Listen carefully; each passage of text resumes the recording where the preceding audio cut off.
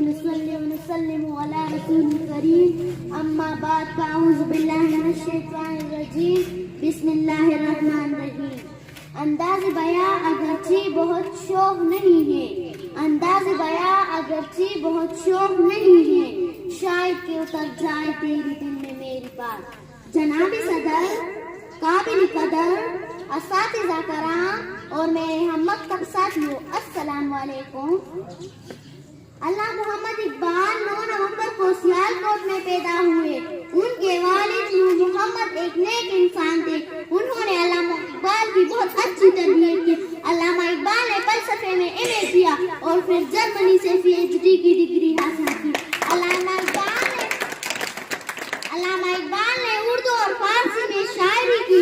آپ فرماتے تھے، افراد کی ہاتھوں میں ہے اقوام کی تقدیر، افراد کی ہاتھوں میں ہے اقوام کی تقدیر، ہر فرد ہے ملت کی مقدر کا ستارہ۔